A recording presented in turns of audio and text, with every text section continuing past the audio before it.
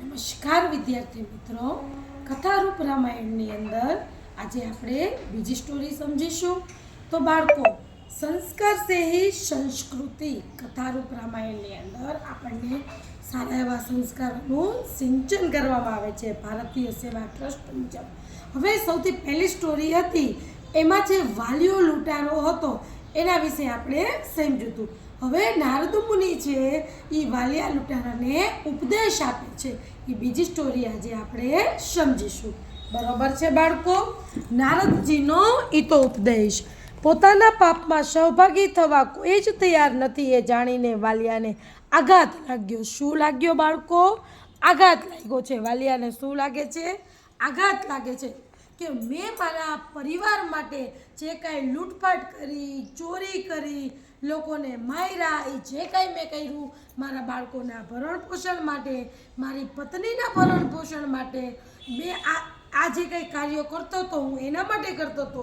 અને મારા આ પાપમાં ભાગીદાર મારા બાળકો પણ નથી અને મારી પત્ની પણ નથી.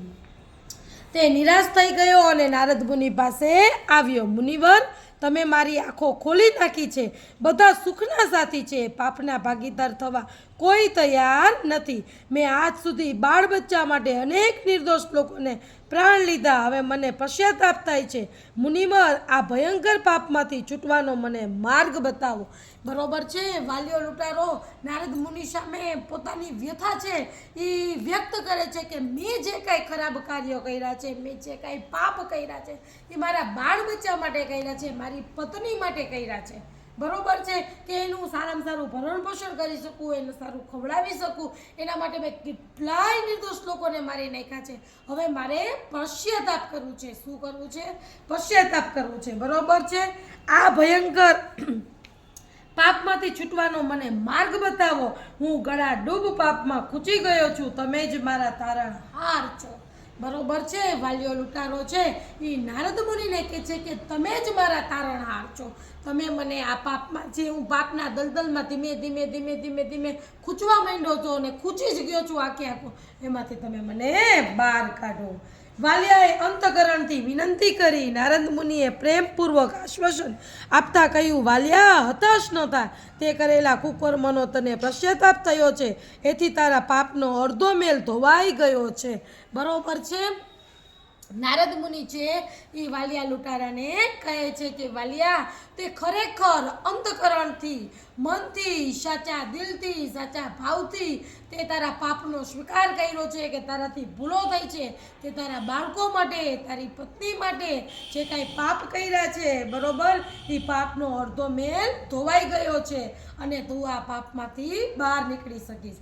કારણ જે મનુષ્ય પોતે કરેલા દુષ્કર્મો માટે અંતકરણથી પશ્ચાતાપ થાય છે તે મનુષ્ય જરૂર સુધરી જાય છે. હવે હું એક જ કામ કર, એક વચની, સત્ય પ્રેમી, પ્રજાવત્સલ્ય, લોકહિતકારી શ્રી રામના નામનો અખંડ જપ કર. યોગ્ય સમયે તારું કલ્યાણ થશે.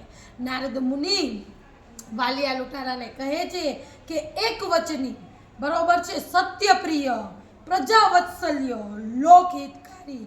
કોણ? તો કે શ્રી રામ. તું શ્રી રામના નામનો અખંડ જપ કર.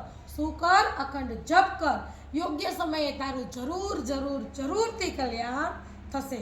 વાલિયાએ તરત જ પ્રતિજ્ઞા લીધી. શું લે છે વાલીઓ? તરત જ પ્રતિજ્ઞા લે છે. મુનિવર, હું આપની આજ્ઞાનું ચોક્કસ પાલન કરીશ. આજથી જ આ લૂંટફાટનો ધંધો હું બંધ કરી દઉં છું અને હવે એક જ કામ, શ્રી રામનો અખંડ જાપ.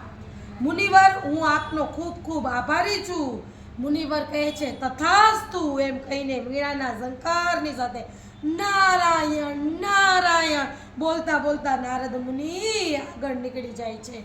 બાળકો, તો ભાગ 1ની અંદર આપણે જોયું કે વાલીઓ છે એ પોતાના બાળકોનું ભરણ પોષણ માટે, પોતાના પત્નીના ભરણ પોષણ માટે લૂંટફાટનો ધંધો કરે છે. બરોબર છે? નિર્દોષ લોકોને મારી નાખે છે.